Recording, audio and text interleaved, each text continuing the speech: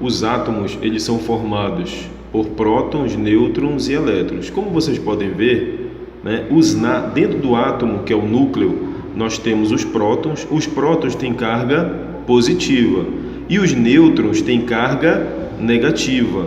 E ao redor do núcleo do átomo estão os elétrons, e os elétrons têm carga negativa. Então vamos lá. No núcleo do átomo eu tenho prótons e nêutrons, e na eletrosfera, que é essa região onde estão os elétrons, nós temos os elétrons de carga negativa. Muito bem.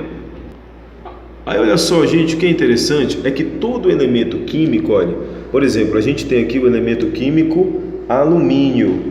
Tá vendo esse número que está em cima? É o número da tabela periódica, né? Então, na tabela periódica, o número que está em cima representa Z, letra Z, é igual ao número de prótons. Então, olha só, o alumínio, tá? Na tabela periódica tem esse númerozinho em cima, representa o número de prótons, que é um número atômico.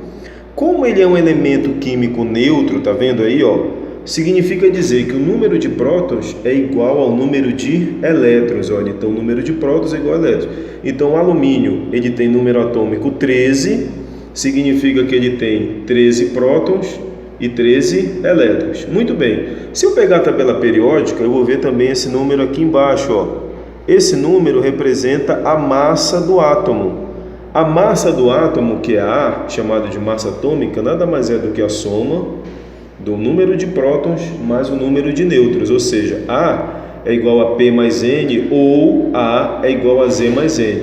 Um macete que você pode aprender é o seguinte, olha, o número de massa é Papai Noel, P mais N, ou então o número de massa A, certo?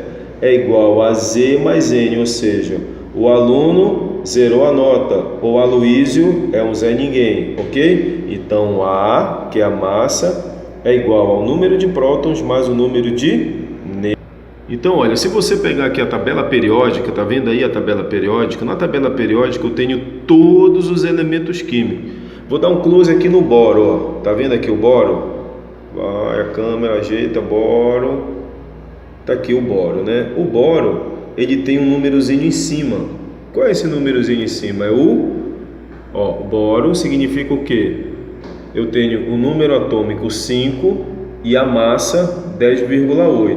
Então, se o número atômico do boro é 5, significa que ele tem 5 prótons, ok? E se a massa dele é 10,8, significa que eu tenho o número de prótons mais o número de nêutrons. Então, olha só, como é que eu acho o nêutron então? Eu tenho a massa A e tenho o número atômico 5. O que eu faço? Para me achar o nêutron, eu vou pegar a massa e diminuir do número atômico.